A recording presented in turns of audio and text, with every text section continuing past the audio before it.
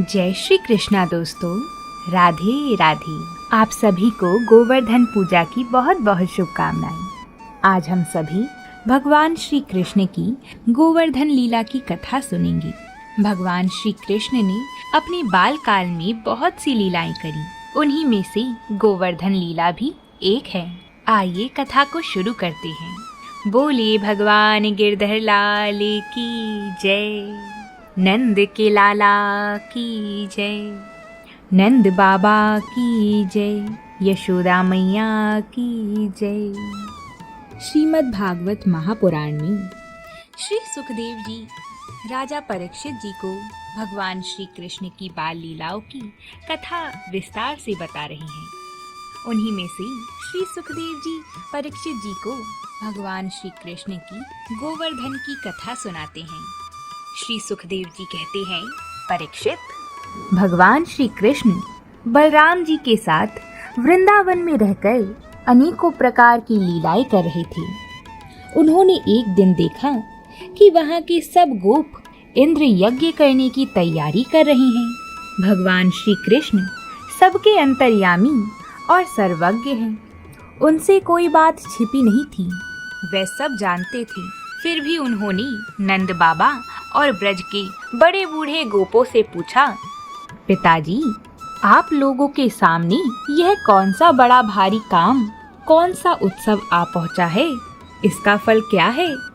किस उद्देश्य से कौन लोग साधनों के द्वारा यह यज्ञ किया करते हैं? पिताजी, आप मुझे यह अवश्य बतलाइए। यह संसारी मनुष्य समझे बेसमझे अनेकों प्रकार के कर्मों का अनुष्ठान करता है। उनमें से समझ बूझकर करने वाले पुरुषों के कर्म जैसे फल होते हैं, वैसे बेसमझों के नहीं। अंततः इस समय आप लोग जो क्रिया योग करने जा रही हैं, वह शास्त्र सम्मत हैं अथवा क्या केवल लौकिक ही हैं? मैं यह सब जानना चाहता हूँ। आप कृपया करके स्पष्ट रूप से बतलाइए। अपने छोटे से लाला की ऐसी बात सुनकर नंद बाबा ने कहा, लाला, भगवान इंद्र वर्षा करने वाली मेघों के स्वामी हैं। ये मेघ उन्हीं के अपने रूप हैं। वे समस्त प्राणियों को तृप्त करने वाला एवं जीवन दान करने वाला जल बरसाते हैं। मेरे प्यारे पुत्र, हम और दूसरे लोग भी उन्हीं मेघपति भगवान इंद्र की यज्ञों के द्वारा पूजा किया करते हैं। जिन सामग्रियों से यह यज्ञ होता है, वह भी उनके बरसाए हुए शक्तिशाली जल से ही उत्पन्न होती है। उनका यज्ञ करने के बाद जो कुछ बचा रहता है, उसी अन्न से हम सब मनुष्य अर्थ, धर्म और काम रूप सिद्धि के लिए अपना जीवन निर्वाह करते हैं। मनुष्यों के खेती आदि कार्यों का फल देने वाले इंद्रदेव ही हैं। यह धर्म हमारी कुल परंपरा से चला आया है।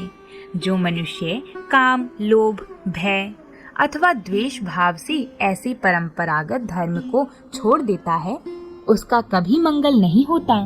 श्री सुखदेव जी कहते हैं, परीक्षित, ब्रह्मा, शंकर आदि के भी शासन करने वाले केशव भगवान ने नंद बाबा और दूसरे ब्रजवासियों की बात सुनकर इंद्र को क्रोध दिलाने के लिए अपने पिता नंद बाबा से कहा, पिताजी, प्राणी अपने कर्म के अनुसार ही पैदा होता है और कर्म से ही मर जाता है।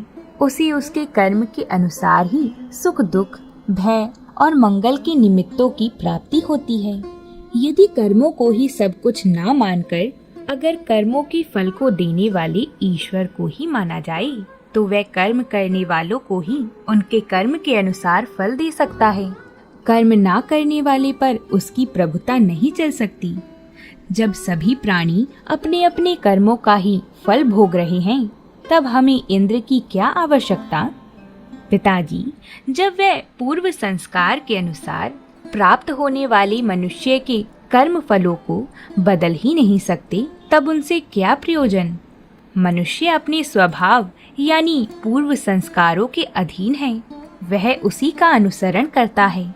यहाँ तक कि देवता, असुर, मनुष्य आदि को लिए हुए यह सारा जगत स्वभाव में ही स्थित है।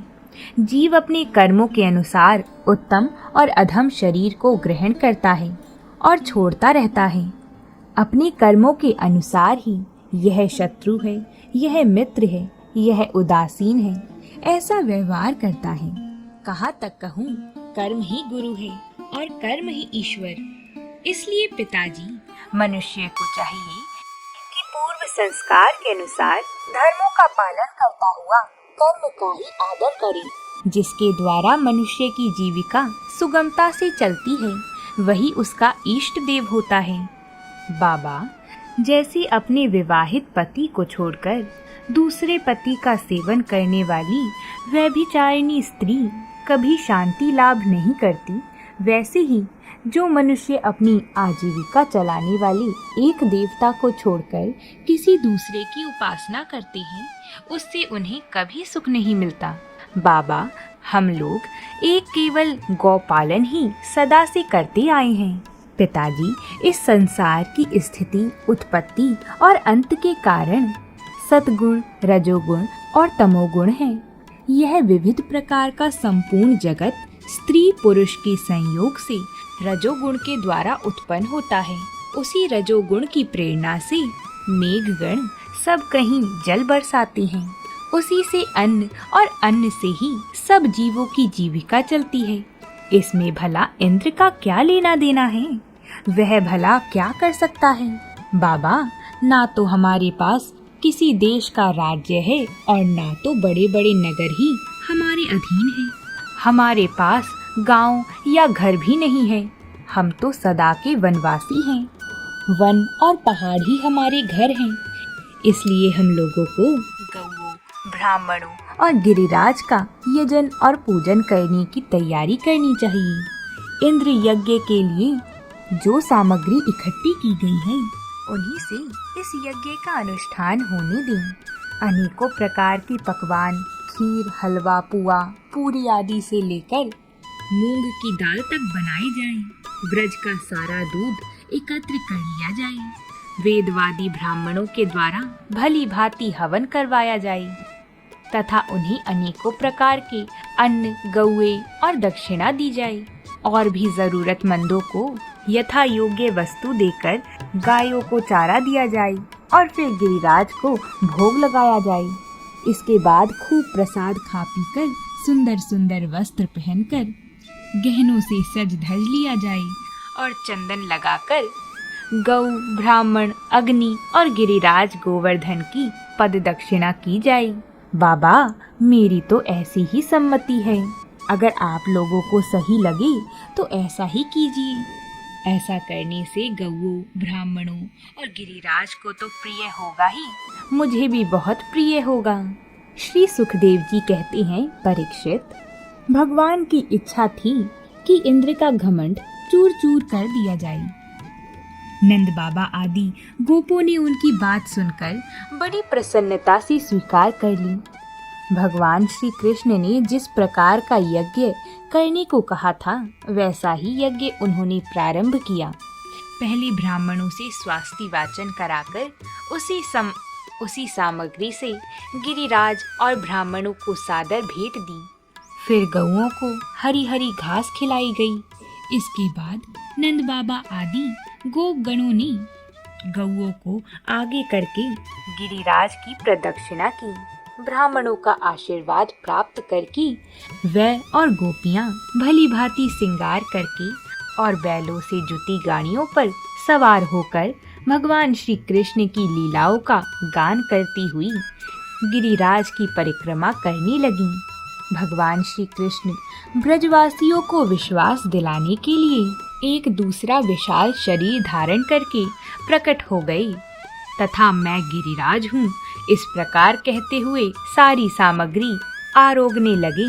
भगवान श्री कृष्ण ने अपने इस स्वरूप को दूसरे ब्रजवासियों के साथ स्वयं भी प्रणाम किया और कहने लगे, देखो कैसा आश्चर्य है, गिरिराज ने साक्षात प्रकट होकर हम पर कृपा की है।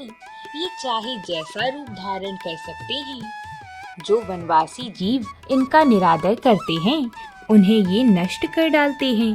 आओ आओ, अपना और गौओं का कल्याण करने के लिए इन गिरिराज को हम नमस्कार करें।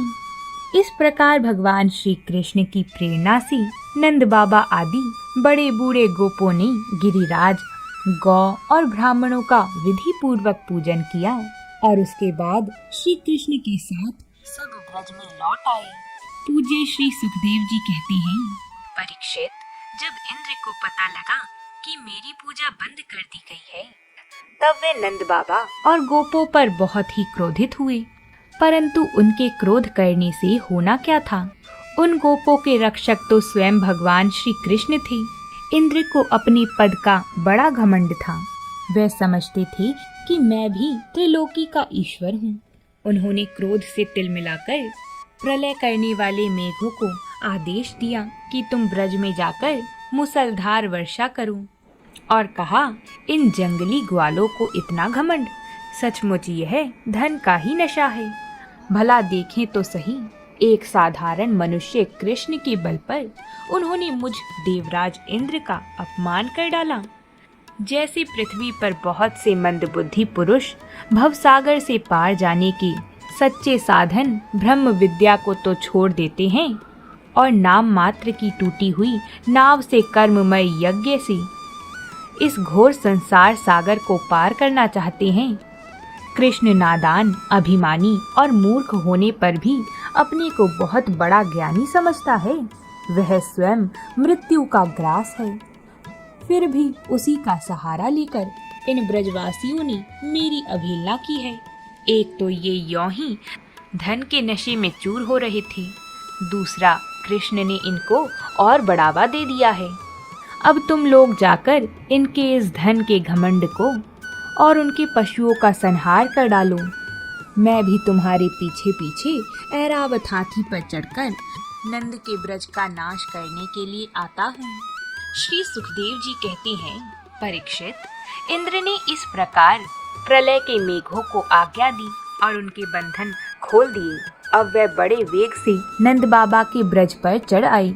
नंद बाबा के ब्रज पर चढ़ आई और मुसलधार पानी बरसाकर सारे ब्रज को पीड़ित करने लगी। चारों ओर बिजलियां चमकने लगी, बादल आपस में टकराकर कड़कने लगी और प्रचंड आंधी की प्रेरणा से वे बड़े बड़े ओलों से बरसने लगी। इस प्रकार जब दल के दल बादल बार बार आकर मोटी मोटी धाराएं गिराने लगी, तब ब्रज भूमि का कोना कोना पानी से भर गया और कहाँ नीचा है और कहाँ ऊंचा इसका पता चलना कठिन हो गया। इस प्रकार तेज वर्षा के झपाटे से जब एक एक पशु ठिठुरने लगी और कांपने लगा, ग्वाल और ग्वालिन भी ठंड के मारे अत्यंत व्याकुल हो गईं। तब वह सब के सब भगवान श्री कृष्ण के शरण में आई। मुसलधार वर्षा से सताए जाने के कारण सबने अपने अपने सिर और बच्चों को अपने शरीर के नीचे छिपा लिया था और वह कांपते कांपते भगवान की शरण में पहुंची और बोले, प्यारे श्री कृष्ण, तुम बड़े भाग्यवान हो। अब तो कृष्ण केवल तुम्हारे ही भाग्य से हमारी रक्षा होगी। प्रभु, इस सारे गोकुल के एकमात्र स्वामी, एकमात्र रक्षक तुम ही हो। भक्त वत्सल, इंद्र के क्रोध से अब तुम ही हमारी रक्षा कर सकती हो।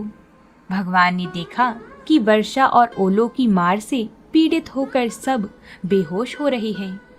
वे समझ गए कि यह सारी करतूत इंद्रदेव की है। उन्होंने ही क्रोधवश ऐसा किया है। वह मन ही मन कहने लगी, हमने इंद्र का यज्ञ भंग कर दिया है। इसी से वह ब्रज का नाश करने के लिए बिना ऋतु के ही यह प्रचंड वायु और ओलों के साथ घनघोर वर्षा कर रही है। अच्छा, मैं अपनी योग माया से इसका भली भांति जवाब दूंगा। ये मूर्खतावश अपने को लोकपाल मानते हैं। इनके ईश्वर और धन का घमंड तथा आज्ञा मैं चूर चूर कर दूंगा। देवता लोग सत्व प्रधान होते हैं। इनमें अपने ऐश्वर्य और पद का अभिमान ना होना चाहिए। अंततः यह उचित ही है कि इन सद्गुणों से अच्युत दुष्ट देवताओं का मैं मान भंग कर दूं। इससे अंत में उन्हें शांति ही मिलेगी। यह 84 कोस में फैला पूरा ब्रजमंडल मेरे आश्रित है, मेरे द्वारा स्वीकृत है और एकमात्र मैं ही इसका रक्षक हूँ। अंततः मैं अपनी योग माया से इसकी रक्षा करूँगा। संतों की रक्षा करना तो मेरा व्रत है, अब इसके पालन का अवसर आ पहुंचा है। इस प्रकार कहकर भगवान श्री कृष्ण ने खेल खेल में ही एक ही हाथ से गिरिराज गोवर्धन को उखाड़ लिया, और जैसे छोटे छोटे बालक बरसाती छत्ते के पुष्प को उखाड़कर हाथ में रख लेते हैं, वैसे ही उन्होंने उस पर्वत को धारण कर लिया। इसके बाद भगवान ने गोपों से कहा, मैया, बाबा और ब्रजवासियों, तुम लोग अपनी गौओं और सब सामग्रियों के साथ इस पर्वत के नीचे आकर आराम से बैठ जाओ। देखो, तुम लोग ऐसी शंका ना करना कि मेरे हाथ से यह पर्वत गिर पड़ेगा। तुम लोग तनिक भी मत डरो। इस आंधी पानी के डर से तुम्हें बचाने के लिए ही मैंने यह युक्ति रची है। जब भगवान श्री कृष्ण ने इस प्रकार सबको आश्वासन दिया, तब उन्हें थोड़ा विश्वास हुआ और सब के सब ग्वाल अपने अपने गोधन और सब के सब ब्रजवासी गोवर्धन पर्वत के नीचे आ खड़े हुए। भगवान श्री कृष्ण ने सब ब्रजवासियों को देखते देखते भूख प्यास की पीड़ा, आराम विश्राम की आवश्यकता आदि सब कुछ भुलाकर 7 दिन तक लगातार उस पर्वत को उठाए रखा। वह एक डग भी वहां से इधर उधर नहीं हुए। श्री कृष्ण की योग माया का यह प्रभाव देखकर इंद्र के आश्चर्य का ठिकाना न रहा। अपना संकल्प पूरा न होने के कारण उनकी सारी हैकड़ी बंद हो गई, वह हौचक्के से रह गई। इसके बाद उन्होंने मेघों को अपने आप वर्षा करने से रोक दिया। जब गोवर्धनधारी भगवान श्री कृष्ण ने देखा कि वह भयंकर आंधी और घनघोर वर्षा बंद हो गई है, आकाश से बादल छट गए हैं और सूर्य दिखने लगा है, तब उन्होंने गोपों से कहा, प्यारे ब्रजवासियों, अब तुम लोग निडर हो जाओ और सब के सब बाहर निकल जाओ। देखो, अब आंधी पानी बंद हो गया है और नदियों का पानी भी उतर गया है। भगवान की ऐसी आज्ञा पाकर अपने अपने गोधन, स्त्री, बच्चों और बूढ़ों का साथ लेकर और अपनी सभी सामग्री को अपने कंधों पर लादकर धीरे धीरे सब लोग बाहर निकल आई। सर्वशक्तिमान भगवान श्री कृष्ण ने भी सब प्राणियों के देखते देखते खेल खेल में ही गिरिराज को पहले की तरह उसके स्थान पर रख दिया। ब्रजवासियों का हृदय प्रेम की आवेग से भर रहा था। पर्वत को रखते ही वह भगवान श्री कृष्ण के पास दौड़ कर आई और कोई उन्हें हृदय से लगाई और कोई उन्हें चूमने लगा। सबने उनका सत्कार किया। बड़ी बूढ़ी गोपियों ने बड़े आनंद और स्नेह से दही, चावल, जल आदि से उनको मंगल तिलक किया और हृदय से शुभ आशीर्वाद दिया। यशोदा मैया, रोहिणी जी, नंद बाबा और बलवानों में श्रेष्ठ बलराम जी ने स्नेह आतुर होकर श्री कृष्ण को हृदय से लगा लिया। उसके बाद आशीर्वाद दिया।